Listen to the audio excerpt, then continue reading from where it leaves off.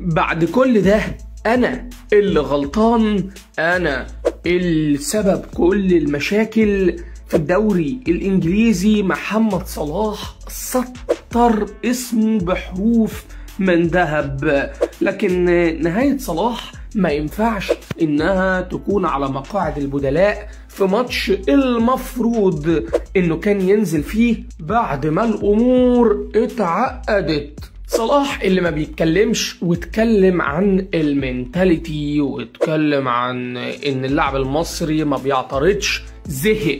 تصور ان الحجر نطق. ايوه، محمد صلاح اتكلم عن ارني سلوت. محمد صلاح اكتر لاعب مظلوم في مجموعة اللعيبة دي، لان مفيش اصلا اي لعيب بيساعده.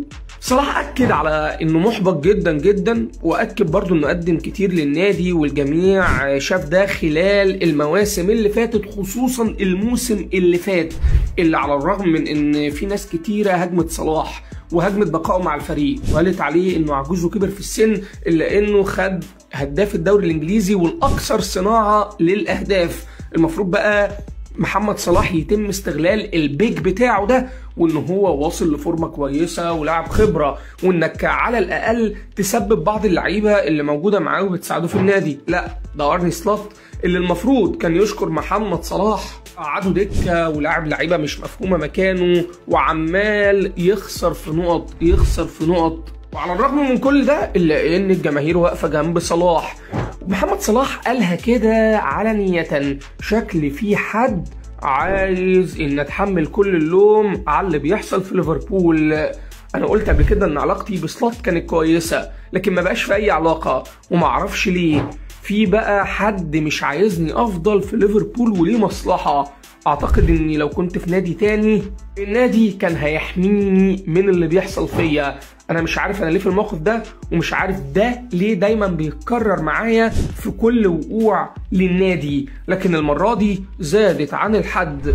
اقول لك بقى المشكلة في ايه؟ في بعض مسؤولين نادي ليفربول عايزين يطفشوا محمد صلاح، او بالبلدي كده عايزين يبيعوا المتبقي من عقده، لان صلاح فاضل له موسم واحد مع الفريق، وناس كتيرة طلبت بتجديد التعاقد معاه، لكن مسؤولين نادي ليفربول عايزين يبيعوه بمبلغ كبير لأحد الأندية السعودية المهتمة بضمه خلال الفترة اللي فاتت. هم مش نادي واحد، هم أكتر من نادي، لكن محمد صلاح رافض في الأساس فكرة الاحتراف الخليجي، وشايف إن هو مش وقته أو هو مش متحمس ليه. فعشان كده في حملة زي تزهيق أو تطفيش بتلاحقه خلال الفترة اللي فاتت.